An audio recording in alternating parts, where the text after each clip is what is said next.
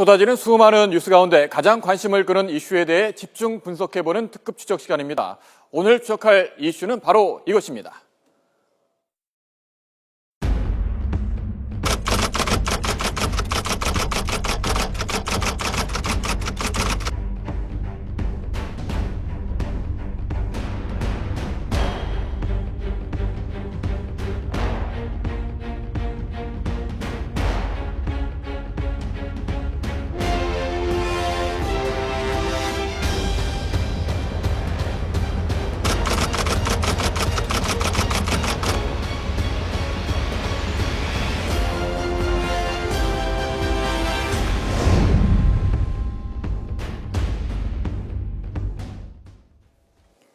네, 헌재가 교원노조법 2조에 대해서 합헌 결정을 내렸습니다. 창립 26주년을 맞은 전교조 생일에 전교조 운명에 큰 영향을 미칠 헌재 결정이 나온 것인데요. 전문가와 함께 좀 짚어보도록 하겠습니다.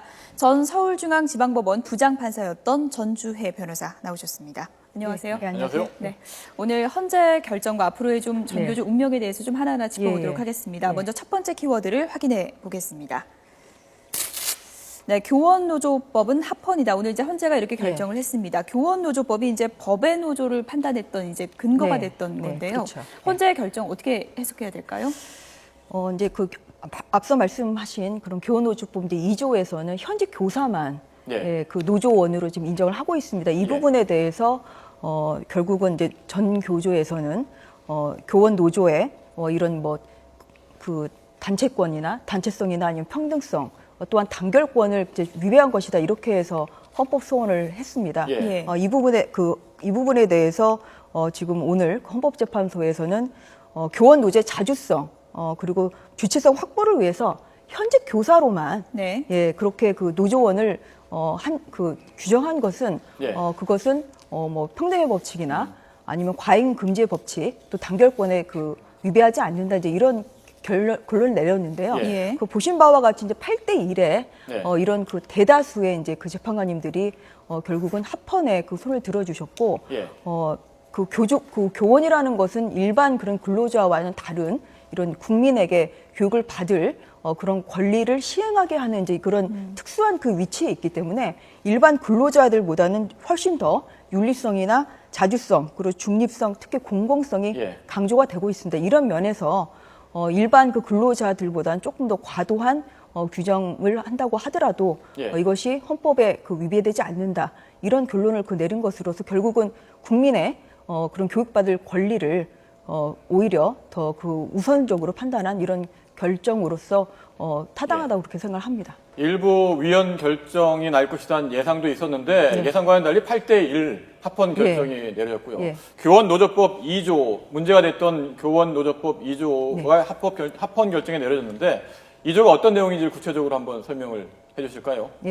그 교원노조법 이제 2조는 방금 앞서 이렇게 자막에 나온 거와 마찬가지로 현직 교원 노조의 자격을 현직 교사로만 현직 초등학교, 중고등학교 교사로만 그렇게 규정을 하고 있습니다. 다만 이제 단서 규정이 있는데요.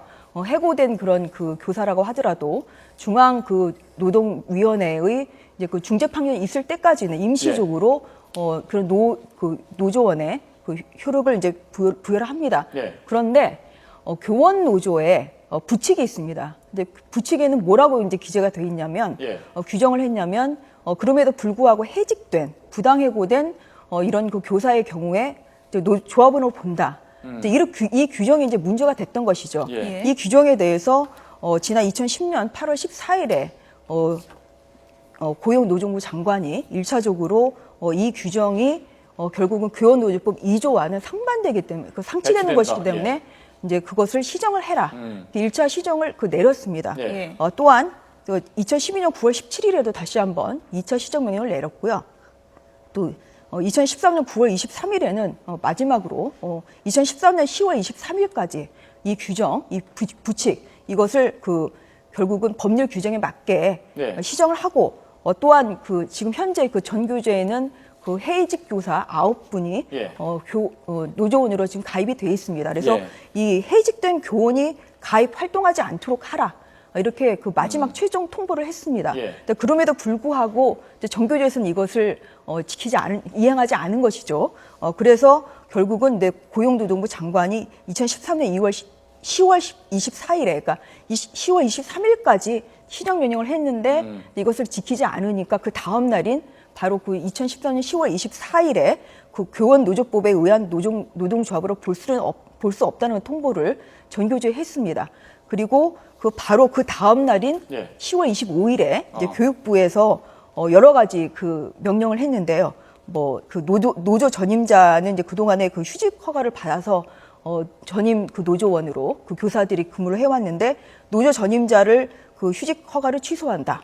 또한 그 지원한 사무실에서 퇴거를 하고 예. 지원금을 반환하라. 또 조합비 급여 원천 징수를 금지한다. 뭐 이런 여러 가지 그 교육부에서 전교조에 대한 여러 가지 그 명령을 내린 과정에서 네. 결국은 그 전교조 측에서 고용노동부 장관의 2013년 10월 24일자 그러니까 교원노조법에 의한 그러니까 법의 노조로 본다는 이제 그 통보에 대해서 행정소송을 제기를 했습니다. 이 소송에 대해서 1심에서는 작년 6월에 결국은 피고인 장관의 예. 그 이제 정부 측에 그 손을 들어줬죠. 그래서 이것이 결국 이제 적법한 예. 조치이다 이렇게 이제 판단을 한 것입니다. 네, 지금 예. 이제 항소심에 계류 중인 그런 예. 상황인데요. 두 번째 키워드를 좀 확인해 보도록 하겠습니다. 오늘 헌재 결정으로요. 지금 이제 전교조 패소 가능성이 이제 나오고 있는 그런 상황인데 네. 앞으로 과정은 어떻게 전망해 볼 수 있는 건가요? 그러니까 현재 그 2심에서는 이제 위헌 제청 신청을 그 전교조 측에서 원고인 정거지 측에서 했고요. 예. 이것을 그 2심 재판부에서 이제 받아들여서 2심 재판부는 이런 그 규정이 결국은 그런 예. 그 교원들의 어떤 그 단결권이나 평등권을 위배할 여지가 있다고 볼 수도 있다. 이렇게 해서 이제 위헌 제청 신청을 해서 이것이 이제 그 오늘 그 이루어진 그 헌법재판소 결정에 이제 단초가 되었습니다. 예. 그리고 이것을 결정을 하면서 그동안에 그 아까 그 말씀드린 그런 그 고용노동부의 그런 통보 처분에 대해서는 효력 정지 처분을 내렸습니다. 그렇죠. 예, 그리고 거기에 따라서 이제 교육부 장관의 이런 그 통보도 결국은 이제 효력 정지가 지금 된 상태입니다. 예. 그래서 아직까지는 이제 전교조가 항소심 판결 시까지는 오늘의 결정에도 불구하고 바로 법의 노조로 되는 것은 아니고 지금은 그러면 예. 합법적 지위를 유지하고 예, 있는 건가요? 항소심 예. 판결 선고시까지는 이제 유지를 한다고 이제 봐야 되는데요. 네. 그렇기 때문에 더욱더 항소심 판결이 굉장히 중요한 그런 그 이슈가 이제 아무래도 될 이제 수 오늘 있는데요. 헌재 결정이 상당한 예. 그 영향을 준다고 봐야 되는 건가요? 그러니까 어떻게 이 사건 되는 그 겁니까? 1심에서도 예. 물론 그 이런 그 헌법에 위배되는지도 굉장히 중요한 그 쟁점이었습니다만 그 오늘 그 헌법재판소의 이제 결정을 보면 헌법재판소는 결국은 그 2조 교원노조법 2조가 합헌이다 예. 이런 것을 판단을 한 것이지 이런 그 고용노동부 장관의 법의 노조 그 통보가 적절하다 사실 그것까지 판단하는 건 아닙니다. 예. 예, 그래서 오늘 그 결정문의 그 내용에도 좀 포함이 일부 되어 있습니다만 결국에 행정처분이라는 것은 어떤 재량성, 적법한 그 재량권 내에서 이것을 이제 그 행사를 해야 되는데요. 그러면 이제 이 사건에서는 이제 9명의 그 해직 그 노동자를 그 해직 교사를 이제 그동안 노조원으로 이제 했기 때문에 예. 그동안에 이제 노조원으로 이제 가입해서 활동한 것이 과연 법의 처분을 받을 정도의 그런 그 사유가 되는 것이냐. 이래서 앞으로 그 2심 소송에서는 이러한 그 행정처분의 재량성, 재량의 적정성이 아마 그 중요한 그 쟁점이 될 것으로 그렇게 생각을 합니다. 예, 그렇군요. 자, 다음 키워드 보면서 이야기를 나눠볼까요? 26년 만에 제자리로, 그러니까 99년 합법화 이전으로 만약에 항소심에서 패소한다면 예. 법의 노조, 합법 노조가 아니라 법의 노조가 된다면 지금까지의 전교조 운영 방식과는 매우 다른 변화가 예상되지 않습니까? 네, 그 만약에 이 판결이 확정이 된다면 당연히 그 뭐 법의 노조가 되기 때문에 예. 그동안 보호받았던 법적인 뭐 권리를 예. 이제 하나도 이용할 수는 없는 것이고요. 예. 뭐 단적으로는 이제 명칭, 뭐 노조라는 명칭도 사용할 수가 아. 없고요. 그 다음에 단체 교섭권도 없습니다. 또한 단체 행동권도 없기 때문에 시위나 이런 그 그러니까 집회를 할 수가 없는 것이죠. 그래서 만약에 뭐 이런 전교조에서 어떤 집회 신고를 하더라도 그것은 불법 그 집회가 되는 것이고요. 예, 그런 문제가 있고, 그런 이제 그 점이 있고요. 또한 그동안에 교육부에서 지원한 어떤 사무실을 폐쇄한달지 또한 지원금을 반환해야 될단지 그래서 사실 굉장히 그 전교조로서는 뭐 지금 그 설립한 이후에 가장 큰 위기가 아닌가 그런 생각을 듭니다. 법적인 부분이 좀 복잡하게 느껴질 수 있는데 이제 문제가 되는 게 해직교사 9명의 이제 문제 아니겠습니까? 만약에 스스로 용퇴를 결정한다면 합법노조 지위상실에 처한 전교조의 또 다른 뭐 변수가 될 수 있다 이런 전망도 있는데요. 이 부분에 대해서는 어떻게 보십니까? 그 행정소송에서는 2013년 9월 23일자 고용노동부 장관의 통보가 이제 적법했느냐 이제 이 부분이 결국은 그 소송의 대상이 됐습니다.